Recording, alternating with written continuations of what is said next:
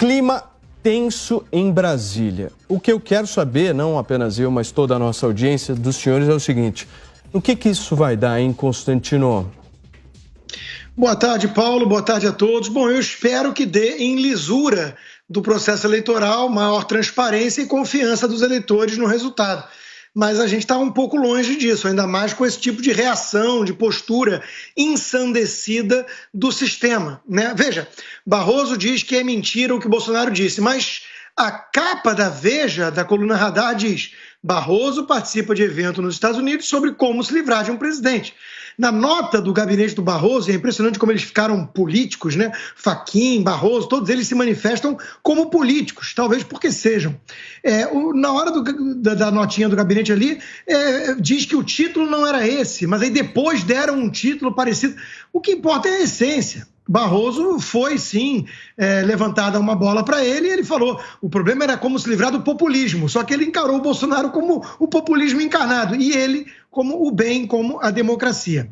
Ô Paulo, o que nós temos que falar sobre essa treta toda é que estão tratando a urna eletrônica do Brasil como um dogma, como uma cláusula pétrea, e desconfiar ou clamar por maior transparência virou crime. Só que eu quero lembrar que isso vai ser uma postura um tanto incômoda para muita gente. Eu fiz uma rápida seleção aqui, né, sobre o negacionismo eleitoral. Eu adoro quando usam essas expressões, igual na pandemia, né? E acabou que o tempo mostrou quem era negacionista e quem de fato seguia a ciência, e não eram os membros do Supremo ou governadores tucanos e petistas.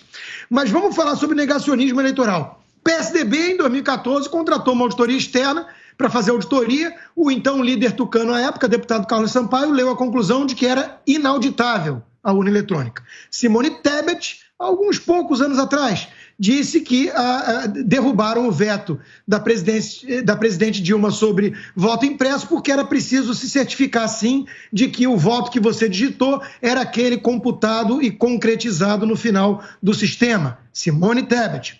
Ciro Gomes já disse que essa história de voto impresso não pode ser monopólio do Bolsonaro, porque a ideia não é exclusivamente dele. E o PDT, historicamente, sempre criticou o processo de urna eletrônica.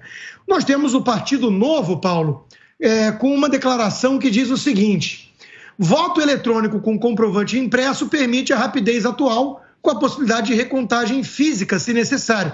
E vamos pegar só um da imprensa que hoje milita tanto contra essa ideia do Bolsonaro, que não é do Bolsonaro, Guga Chakra, do Globo, né, dizendo: o risco de urnas eletrônicas serem alvo de hackers existe. O Brasil deveria rever isso e talvez voltar ao voto de papel.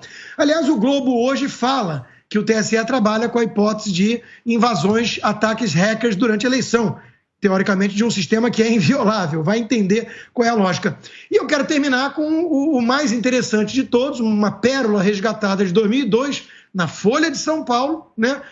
O petista Lula levantando dúvidas sobre a infalibilidade do processo eleitoral. Nada é infalível, só Deus. Vamos pegar o que aconteceu aqui. Quantas denúncias já foram feitas de defunto que vota, de cidade que tem mais eleitores do que habitantes? Luiz Inácio Lula da Silva. Então, essa reação toda de que, de repente, falar do nosso sistema opaco e centralizado de urna eletrônica é criminoso, é golpista, essa reação é que está dando muito a transparecer o desespero dos verdadeiros golpistas. Uai, seu app de vídeos curtos.